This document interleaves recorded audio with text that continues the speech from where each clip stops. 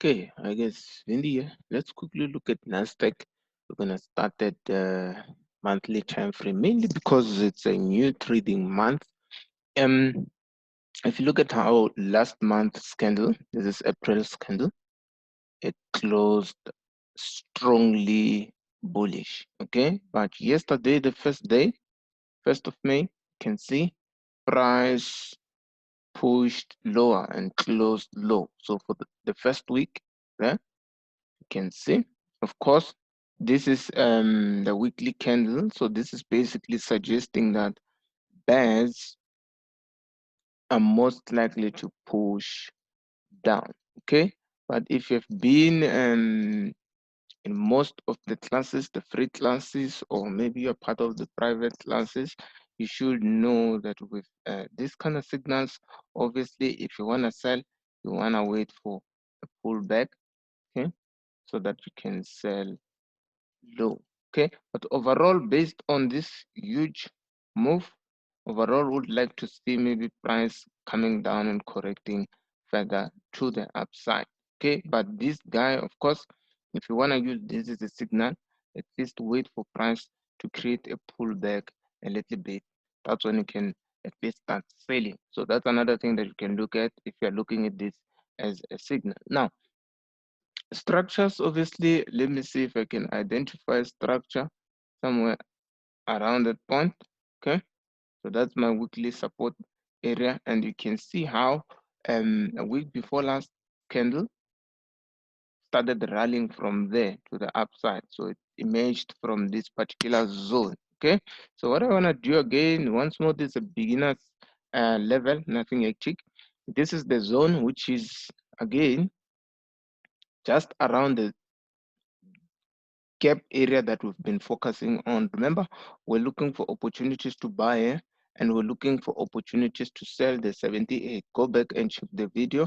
There's a link up there. We're looking to sell the 78 and price gave us a nice sell during the week. I saw a lot of you who took trades and were very, very excited about that. Yeah. Okay, so keep it simple, keep it easy, wait for opportunities to come your way. Do not force trades. I was telling the private guys yesterday, the new members, that you don't have to trade every day. You don't have to trade one asset every day, because obviously Nasdaq is not going to give you setups every day. There are days whereby you'll see that the market is moving in a very weird, odd way. So that's when you need to stay away. You cannot trade every day. Otherwise, you're gonna force trades.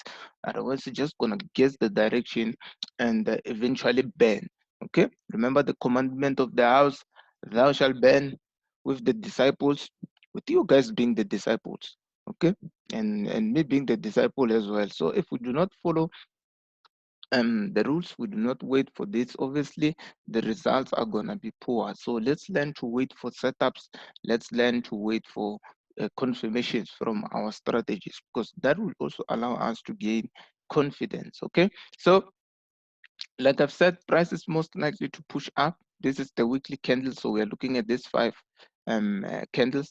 Price is most likely to correct, probably back to this area somewhere there or a little bit higher, and then down to this zone. Remember the overall, Shandis, it's this big candle. So somewhere in space, we're gonna be looking for opportunities to buy later on during the month. Okay, maybe back to the upside. Okay, but I do not think that the price will push low to that, because I'm looking at this bullish candle. Anything's possible, but I will still we'll keep on updating this throughout the month. So the weekly, there we go. You don't want to sell initially this pin bar, mainly because it's going to be difficult for you to put rather to place your stop loss. You need to trade the stop loss. So it will be wise if price could pull back a little bit, probably to this size, so that you can hide your stop loss, and then that's where the sell's gonna come from. Maybe around somewhere inside this zone, same zone. Okay, but this is the weekly, almost around the gap zone that we discussed last time. That's where we are going to at least look for opportunities to buy this based on what the monthly candlestick is telling us, because the bulls closed very high around that. Simple analysis, but we're going to keep on updating. So if we were to look at this once more, There was a trend line break there, okay, and the mini retest, right, closed with an engulfing candle. So it's possible that price might do that, go up there to the pin bar that I've discussed, okay, and then come back down to this region or much lower, maybe around these areas. Maybe we could see some sort of a sharp pattern forming there, and then we're most likely to get a buy. So that's what we could see. But of course, track that trend line as well. Or if you're not comfortable with the one that I've drawn, just keep this one right here.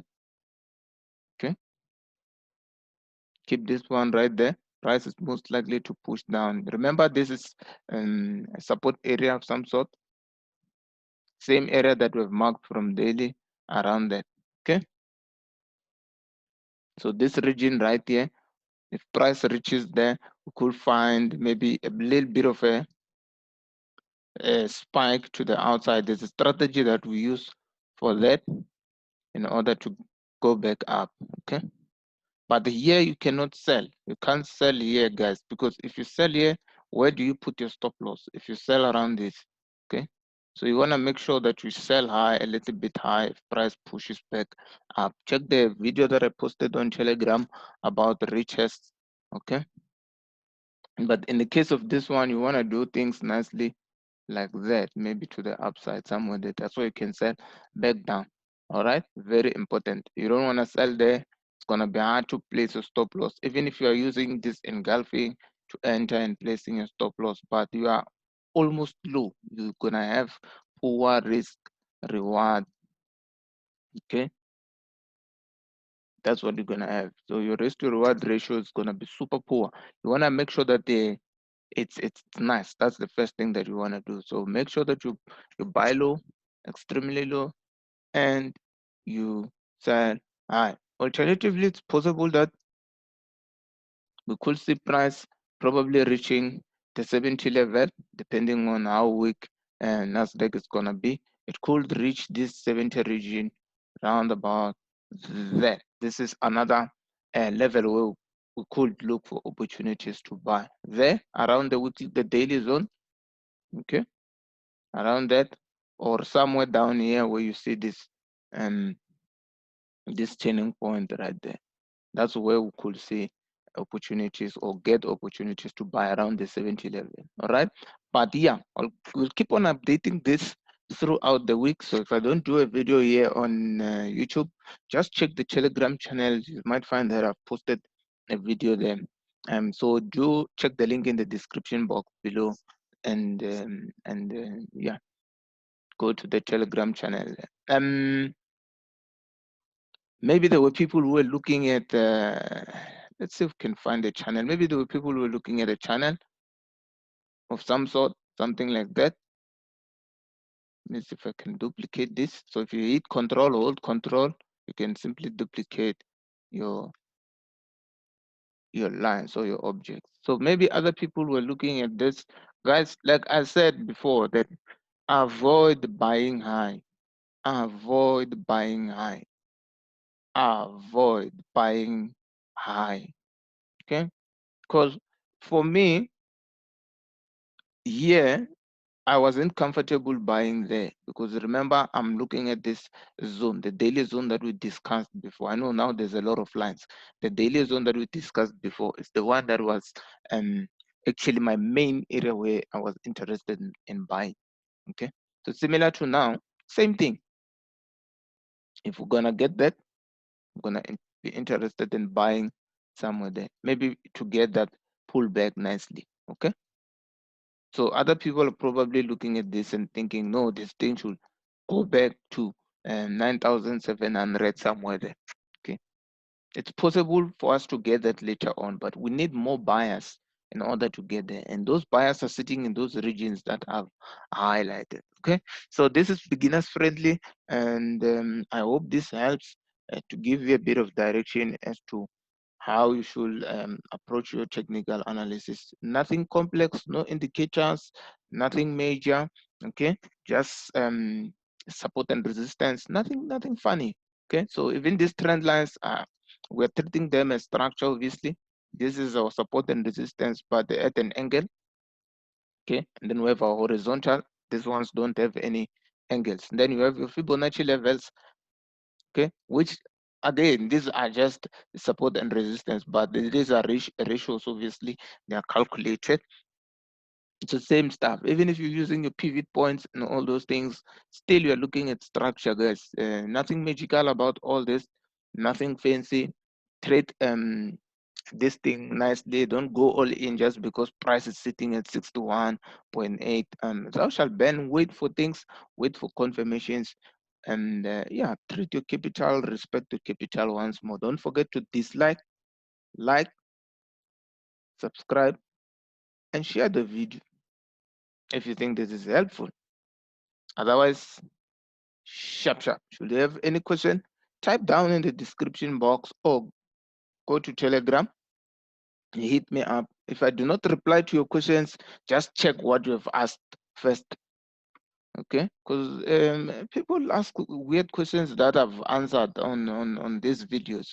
Come back, watch, make sure that you watch the videos. Don't watch half or maybe 2 minutes of the video and then you jump into concluding that you want to know the whole thing. You want me to explain what the entire video was talking about, whereas you didn't watch the video. If something doesn't make sense, try to watch it again, open your MT4, see if you can do what I'm talking about before you come and spam my WhatsApp. Please, guys, let's respect one another. Otherwise, I will keep these videos coming, and yes, we'll do another video during the week probably if I'm not super occupied. Yeah, but I'll try my best to make sure that I do another video. All right.